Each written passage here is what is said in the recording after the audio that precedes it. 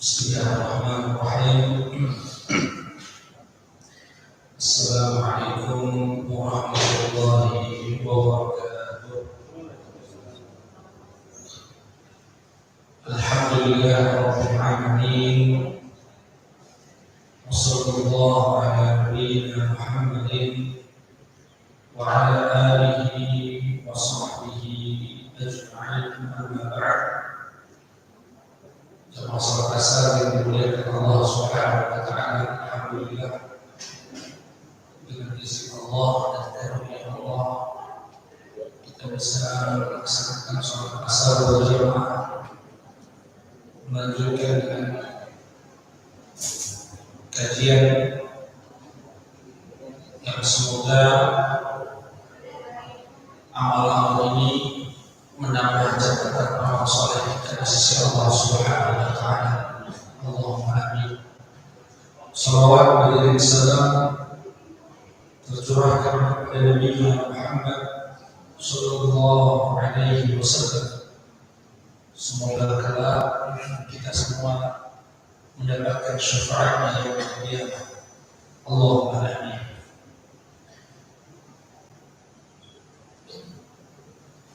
Kali ini kita sampai pada bagian terakhir dari adab-adab atau sunnah Nabi Muhammad berkaitan dengan tidur. Sudah kita jelaskan banyak sekali adab Nabi Muhammad SAW yang berkaitan dengan tidur, dan pada sore hari ini khusus terkait bacaan-bacaan apa yang sebelumnya dibaca oleh Nabi Muhammad SAW dan apa doa yang dibacakan oleh beliau sebelum tidur. Di antaranya yang dibaca oleh Nabi Muhammad SAW adalah ayat kursi. Ayat kursi.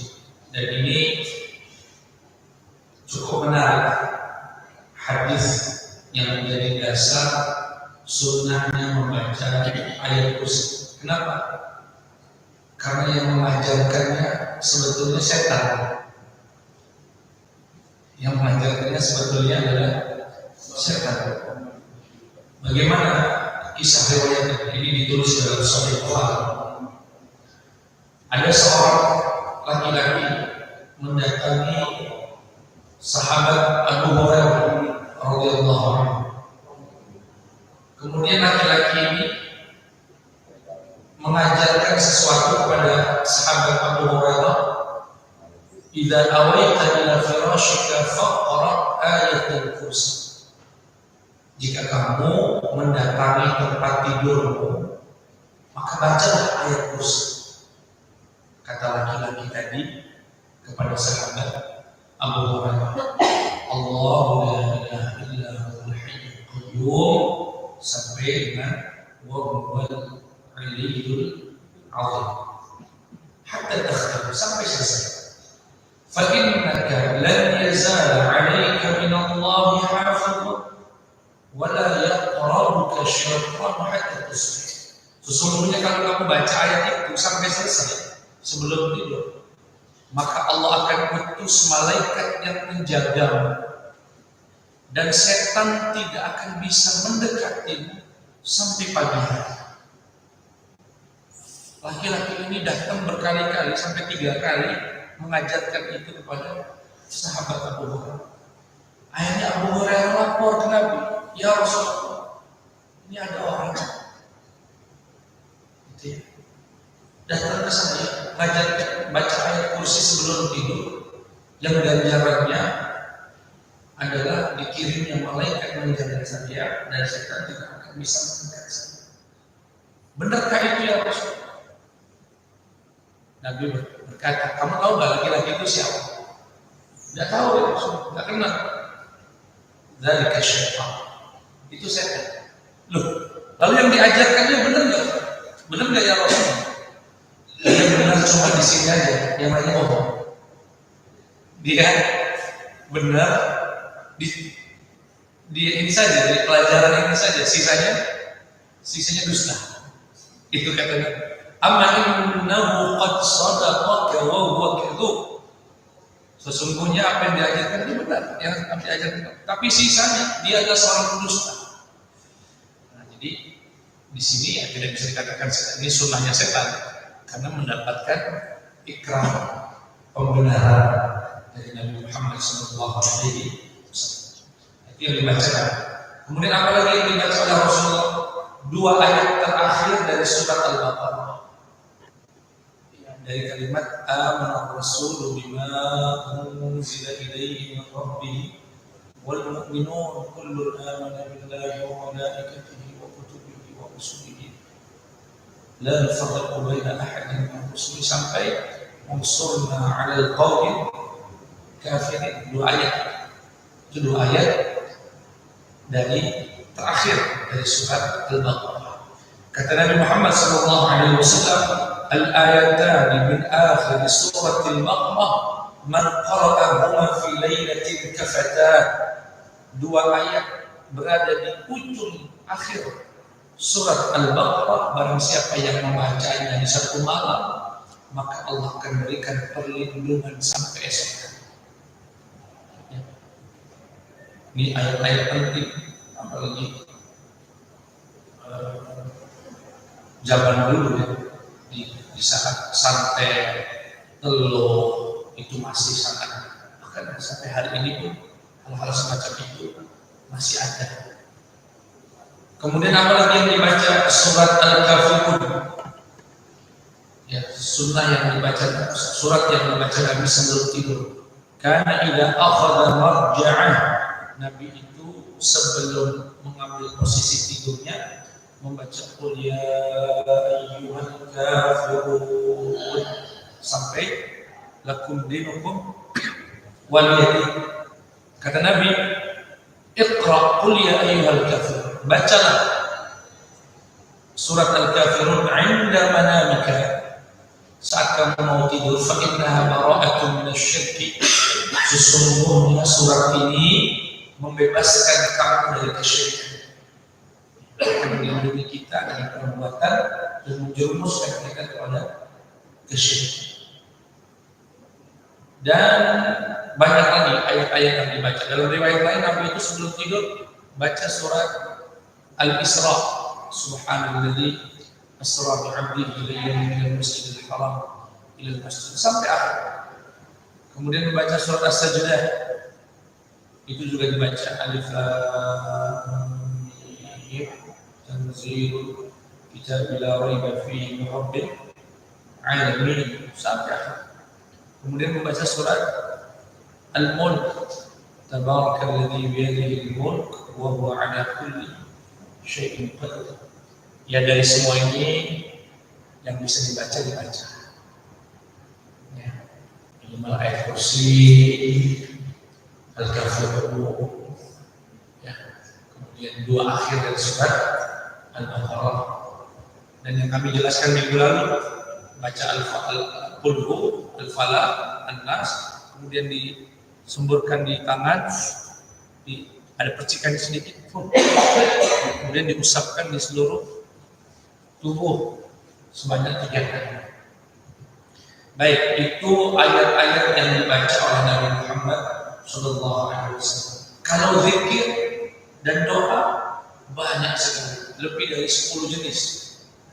Tapi saya pilih saja beberapa zikir yang dibaca Nabi Muhammad SAW sebelum tidur. Yang pertama yang masyhur yang kita biasa baca, Bismillahumma ahya. Itu paling minimal yang sudah kita hafal saja. Kecil. Apa artinya Bismillahumma? Dengan menyebut namamu ya Allah, ahya, aku hidup. Wa bismika amut, dan dengan menyebut namamu ya Allah, aku meninggal. Kita tidak tahu tidur kadang-kadang laju. Berapa banyak kita punya kenalan pamitan untuk istirahat tidur, rupanya selesai meninggal. Nah, kita baca itu Bismillahirrahmanirrahim wa bika. Kemudian kalau bangun bacanya Alhamdulillahilladzi ahyana ba'da ma amatana wa ilaihi. Nanti Bapak bangun tidur, nanti kita akan pelajari juga ada pada bangun tidur. Alhamdulillahilladzi ahyana. Segala puji bagi Allah yang telah menghidupkan kami. Ba'da ma amatana, setelah mematikan kami, wa ilaihi nusyur. Dan hanya kepada Allah kami akan dikumpulkan. Kemudian ini ada zikir yang dibaca Nabi, semoga bisa diamalkan. Apa itu? Seperti orang habis salat, tasbih 33 kali, tahmid 33 kali, takbir 34 kali. Tasbih subhanallah subhanallah, di seluruh tidur subhanallah subhanallah sampai 33. Tahmid 33 kali, takbir 34 kali. Ini Pak, kalau dibaca salah satu amalan yang membuat tubuh ini akan menjadi kokoh, sehat jasmani. Jadi kalau badan capek-capek, baca ini sebelum tidur. Itu dampaknya luar biasa. Kenapa Ustaz begitu? Karena ada yang melatar belakangnya, yang menjadi penyebab hadis ini. Jadi Rasulullah kan punya putri namanya Fatimah Zahra. Suaminya siapa? Sayyidina Ali bin Abi Thalib. Beliau itu mengeluh karena sering setiap hari itu memecahkan biji-bijian dengan alat yang disebut dengan ruha. Ruha itu kalau kita kayak ulekan tapi besar, batu ketemu batu. Jadi badan beliau itu sampai luka, kemudian pegal-pegal. Ya namanya seorang wanita. Rupanya datang beliau ini menemui Rasulullah SAW, orang tuanya, ayahnya. Sampai di rumah nggak ada Nabi. Yang ada istri Rasulullah bernama Sayyidah Aisyah. Kalau Fatimah ini kan putri Rasulullah dari Khadijah. Semua anak Nabi itu cuma dari satu istri, Khadijah. Sisanya nggak ada, kecuali Maria punya anak namanya Ibrahim. Yang lainnya nggak ada. Sampai di sana Nabi ada. Ada apa putriku, kata Aisyah. Iya, saya tolong sampaikan ke ayah, ke Nabi. Aku minta dicarikan pembantu. Bantu di rumah.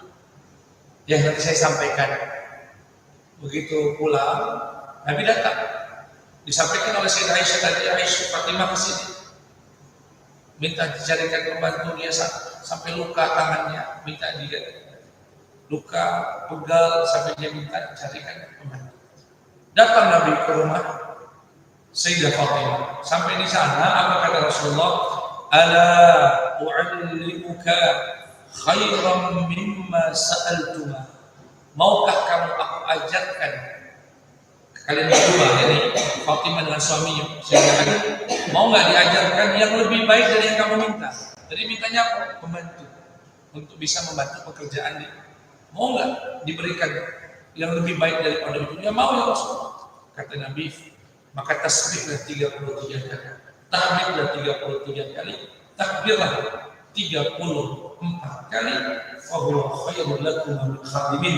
Sesungguhnya bacaan tersebut lebih baik daripada seorang pembantu. Maksudnya apa? Allah akan berikan kekuatan pada tubuhmu sampai kamu tuh nggak butuh pembantu. Nah, ini salah satu amalan bagi kita yang untuk bisa mendapatkan jasad tubuh yang kokoh yang bacanya harus. Saya kira itu jamaah sekalian yang banyak lagi doa-doa yang diajarkan Nabi, yang termasuk istighfar sebelum tidur dan lain sebagainya. Dengan demikian selesailah kita tentang ada itu sampai di sini. Ada yang mau dikonfirmasi, tanyakan atau di luar materi juga boleh.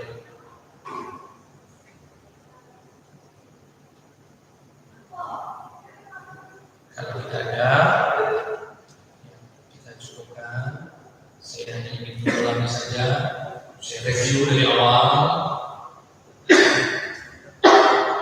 Bapak, kita harus sadar sebagian besar dari hidup kita itu tidur.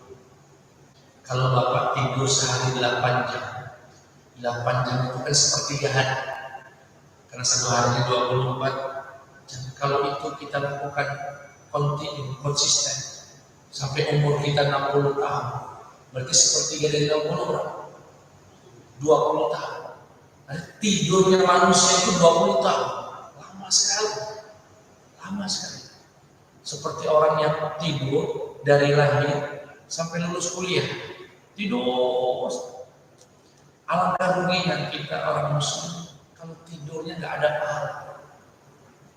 Pertanyaannya bagaimana agar tidur saya juga berpahala seperti itu, tapi dicatat pahala. Nggak ada cara lain kecuali tidur ala Nabi Muhammad SAW, mengikuti sunnah dan adab. Apa saja niatkan sebelum tidur, niat ya Allah, biar besok bisa cari nafkah lagi, besok bisa sholat subuh lagi. Tidur niatkan, sehingga tidur kita satu malam itu dinilai ibadah dengan niat. Innamal a'malu binniyat. Kemudian ambil wudhu, cuci tangan, pakai celak kalau masih memungkinkan pakai celak. Jangan tidur pakai perut begini, ya, jangan tidur pakai perut. Kalau bisa berbaringkan ke kanan, ya, jangan tidur, jangan juga terlentang kakinya angkat salah satunya. Kemudian jangan tidur di depan umum. Kemudian jangan tidur sendirian. Kemudian apalagi Pak yang masih kebahkan kasur sebelum tidur dikebah bismillah. Itu bisa mengusir setan karena seringkali banyak di antara kita ada di antara kita mungkin pernah mengalami tindihan. Tindihan itu seperti didatangi makhluk besar atau makhluk yang mau membunuh kita. Bapak sudah baca ayat bacaan masih sudah nggak bisa melawan itu yang disebut dengan tindihan. Itu salah satu cara dikebah kasur. Ya. Kemudian niatkan sholat malam saat mau tidur. Matikan lampu, matikan tutup tempat-tempat minum dan lain sebagainya. Semoga ini bisa diamalkan. Mau nanya terkait mimpi. Ya. Ada yang bilang mimpi itu hanya masuk tidur, tapi apakah mungkin atau memang mimpi itu ada maknanya? Baik mimpi itu apakah sebagian orang menganggap mimpi itu bunga itu. Ulama membagi mimpi itu menjadi 3. Yang pertama yang disebut dengan adghathul ahlam, mimpi yang tak bermakna, nggak ada maknanya. Ini yang mungkin bisa diartikan sebagai bunga tidur. Nggak ada. Ciri-cirinya apa? Ciri-cirinya besok pagi ketika bapak mau cerita, bapak nggak tahu mulainya di mana, selesainya di mana. Berantakan mimpi. Itu ciri-ciri mimpi yang nggak punya makna. Ketika diminta cerita, nggak tahu harus dari mana mulainya dan bagaimana kisah, nggak teratur. Ini adghathul ahlam. Yang kedua yang disebut ru'yatun shalihah, mimpi baik. Mimpi baik, ciri-cirinya apa? Ya, pertama menggambarkan kebaikan dalam mimpi itu. Yang kedua, kalau dia suruh cerita, bisa menceritakannya. Gini, begini, ketemu orang ini dan sebagainya. Nah itu punya makna. Ya, punya makna. Apa yang harus dilakukan kalau dia mimpi baik? Satu, berdoa agar Allah wujudkan. Yang kedua, boleh diceritakan ke orang-orang yang tepat khususnya. Ceritakan, saya tadi malam. Apa misalnya mimpi baik? Mimpi baik kalau bapak mancing ikan, mancing cepat dapat. Itu biasanya mau dapat rezeki besar. Dan saya mengalami itu dulu masih kuliah di Mesir. Saya mimpi Pak, di atas kapal, naruh kain begini, dapat. Saya nggak tahu artinya apa, saya buka. Dan itu ada bukunya banyak. Ada buku yang mengumpulkan tafsir mimpi, tafsirul ahlam yang dinisbatkan kepada Imam Ibnu Sirin. Saya baca di situ, kamu akan mendapatkan rezeki. Waduh, mahasiswa nggak punya duit. Satu. Duduk saya di Masjid Al Azhar itu, apalah, tahu-tahu ada yang nepuk saya. Keesokan hari ada yang nepuk. Iya katanya, akhir dia saya. Ya, gimana? Ini ada titipan dari orang, suruh ngasih ke mahasiswa Azhar. Titipan apa? Saya iya, buat antum. Saya lihat 6.000 pot saat itu ya, hampir 10 jutaan. Ya buat mahasiswa sudah kayak mimpi beneran itu. Inilah mimpi semalam itu. Itu namanya ru'yah salihah. Yang ketiga, ru'yah syaitaniyah, mimpi buruk. Mimpi buruk ya seperti diterkam macan, dipatok ular, gigi tanggal ada. Alhamdulillah kalau mimpi giginya rontok, ya itu biasanya ada yang meninggal. Kalau nggak dianya, orangnya, keluarganya, atau musibah, hati-hati. Itu cara mimpi. Apa yang harus dilakukan kalau ada mimpi buruk semacam itu? Pertama, jangan cerita ke orang. Jangan ceritakan ke orang. Yang kedua, doa agar Allah tidak wujudkan. Dan yang paling penting, begitu mimpi buruk, bangun, nggak enak, langsung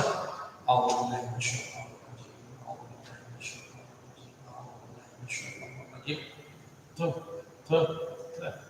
Lu udah kiri 3 kali, ada percikannya dikit, jangan banyak-banyak. Kalau kebanyakan, yang sebelah marah, jadi setan beneran. Tuh. 3 kali. Insya Allah nggak akan terwujud. Yakin, insya Allah nggak. Jadi mimpi itu di Quran ya banyak sekali. Nabi Yusuf itu mengisahkan mimpi. Ya, kalau didatangi orang sudah meninggal, katakan orang tua. Iya. Ada semacam wasiat. Iya. Kemungkinan benar atau bisa jadi benar. Bisa diceritakan apa mimpi wasiatnya, bisa jelas maksudnya. Jelas sih. Sudah. Itu insya Allah mimpi baik. Saya punya tetangga dimimpikan orang tuanya berpakaian jas rapi, gitu. Cerita saya rapi sekali. Tapi seperti mau disambar api. Tapi kok dilihat nggak pernah kenal, bapak itu tenang saja. Ditanyalah bapak, kok api besar? Apa? Ngarah ke bapak tenang saja dan tidak terkenal. Bapaknya berpesan, kamu ingat nggak? Bapak setiap seminggu sekali hatam Quran. Jadi ayah itu dulunya suka hatam. Kalau kamu pengen dapat lindungan dari neraka, rajin-rajinlah baca Quran. Dapat wasiat itu. Bangun, ceritanya sejelas itu. Nah itu mimpi yang insya Allah nggak. Selama yang diperintahkan benar ya tidak. Mimpi bertemu Nabi Muhammad. Kalau manusia ini tak bisa setan juga. Tapi pokoknya kalau dia dimimpikan orang tua, dimimpikan orang-orang, kalau perintahnya sesuai dengan syariat, bagus jalankan. Kalau tidak sesuai, itu bisa jadi dari setan. Karena setan bisa menyerupai siapa saja kecuali Nabi Muhammad SAW. Kata Nabi, man ra'ani fil manami faqad ra'ani fa inna syaitana la yatamassalu bi. Barang siapa yang melihatku dalam mimpi, sungguh itu adalah aku. Karena setan tidak bisa menyerupai aku. Ya. Tapi kalau orang tua anak mungkin bisa, maka dipertimbangkan dulu secara syariat apakah sesuai. Baik, itu yang bisa kami sampaikan. Kurang lebihnya maaf. Allah mengampun. Subhanallahumma wa bihamdika asyhadu an la ilaha illa anta astaghfiruka wa atubu ilaik. Assalamualaikum warahmatullahi wabarakatuh.